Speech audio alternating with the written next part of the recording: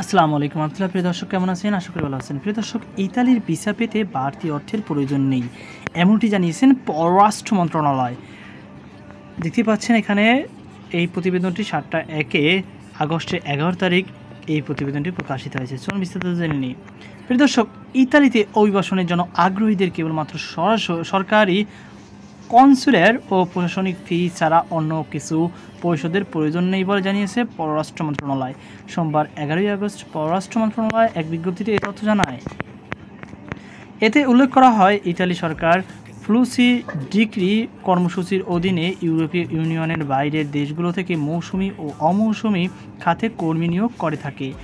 8 বছর বন্ধ থাকার পর 2022 সাল থেকে বাংলাদেশ পুনরায় এই কর্মসূচির আওতায় অন্তর্ভুক্ত হওয়ার বাংলাদেশের নাগরিকদের জন্য ইতালিতে নতুন করে মৌসুমি কাজে অংশগ্রহণের সুযোগ সৃষ্টি হয়েছে। এর ফলে সাম্প্রতিক সময়ে ঢাকাস্থ ইতালীয় দূতাবাস ভিসার জন্য আবেদনকারী সংখ্যা উল্লেখযোগ্য হারে বৃদ্ধি পেয়েছে।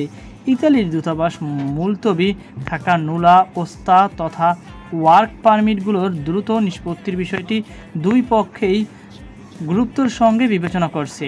এ বছরের মে মাসের প্রথম দিকে ইতালীয় স্বরাষ্ট্রমন্ত্রী মাত্তেও পিয়ান্তেদেউসির সফরসহ ইতালির রাষ্ট্রদূত এবং সফররত ইতালির কর্তৃপক্ষের সঙ্গে সব বৈঠকে বিষয়টি অত্যন্ত জোরালোভাবে উপস্থাপনা করা হয়েছে।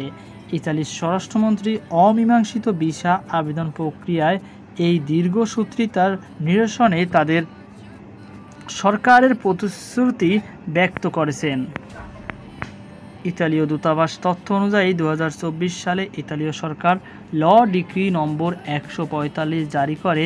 এর আওতায় গত বছরের 22 অক্টোবর আগে ইস্যুকৃত সব ওয়ার্ক পারমিট স্থগিত করা হয়।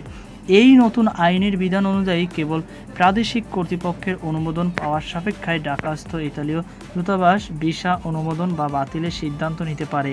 ফলে স্থানীয় ইতালি দূতাবাস জমে থাকা ভিসা অনুমোদনের জন্য প্রাদেশিক কর্তৃপক্ষের সঙ্গে যোগাযোগ করে থাকে, যা সময় সাপেক্ষায়। তা সত্ত্বেও ইতিমধ্যে তারা প্রায় 40,000 মুলতবি আবেদনের মধ্যে 8,000-এর বেশি আবেদন নিষ্পত্তি করেছে। তাছাড়া আরও প্রায় 20,000 সম্ভাব্য আবেদনকারীর ওয়ার্ক পারমিট এবং এ সম্পর্কিত ভিসা প্রক্রিয়াকরণ যাচাই বাছাইয়ের কাজ শীঘ্রই শুরু হওয়ার কথা রয়েছে। 2024 সালের 22 অক্টোবর পর থেকে ইস্যুকৃত ওয়ার্ক পারমিট কোনো স্থগিতাদেশ না থাকায় 2025 সালের ফ্লুসি ডিক্রির আওতায় এই তারিখের পরে যারা আবেদন করেছে তাদের মধ্যে কয়েক শত বাংলাদেশি অভিবাসী ইতিমধ্যে ভিসা পেয়েছেন। আগামী মাসগুলোতে আরও অনেকে পাবেন বলে আশা করা যাচ্ছে। এই প্রেক্ষাপটে বাংলাদেশ পররাষ্ট্র মন্ত্রণালয় এবং রোমাস্ত বাংলাদেশ দূতাবাস যথাক্রমে ঢাকাস্থ ইতালির দূতাবাস ও ইতালির পররাষ্ট্র মন্ত্রণালয়ের সঙ্গে নিয়মিত যোগাযোগ রক্ষা করছে।